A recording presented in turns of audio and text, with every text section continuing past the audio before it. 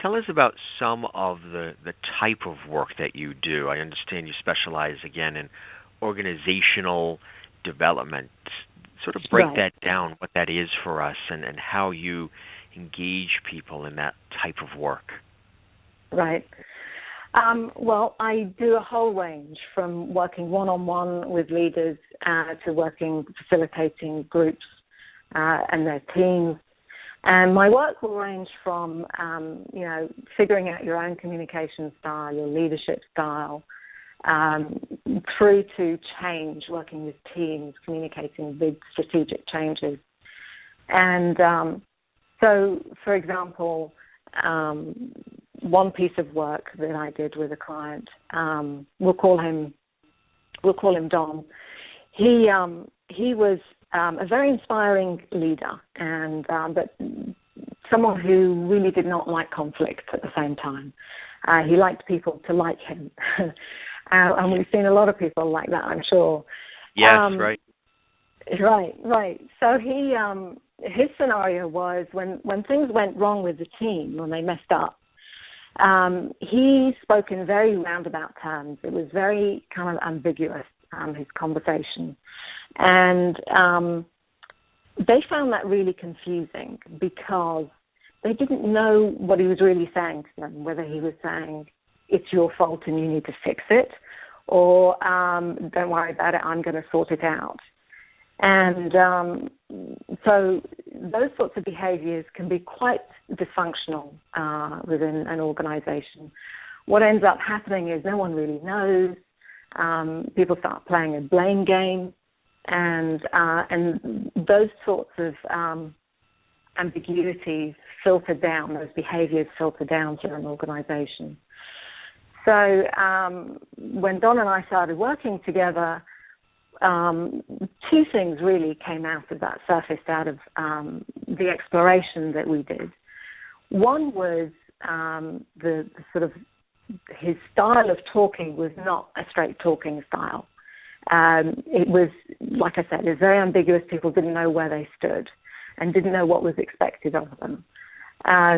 But secondly, and probably more seriously, was the piece around the fact that the strategy was really in his head and he hadn't articulated it to the team, hadn't given them their goals really clearly. And so they would, struggle and try and figure out, is it this, is it that? And when they got it wrong, some of his ambiguous talking, what that really was reflecting was a little bit of guilt there about not having set them up properly, not having shared with them truly what their goal was.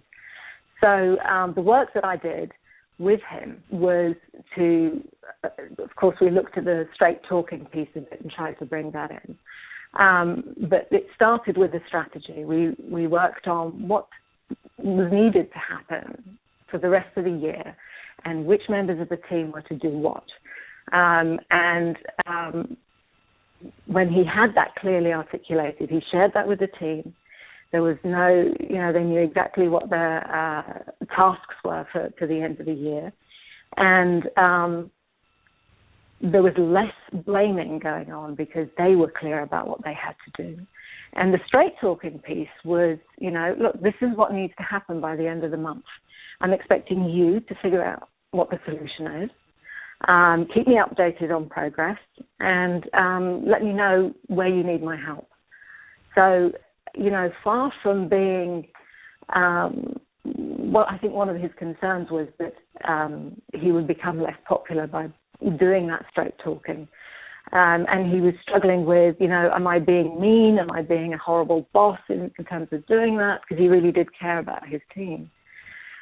So the language gave him a way to do that, and having the strategy to back it up, he knew exactly why he was needing them to do that. So consequently, the straight talking actually engendered a great deal more trust from his team. And, the escalations and the firefighting that he was doing reduced. In fact, one instance was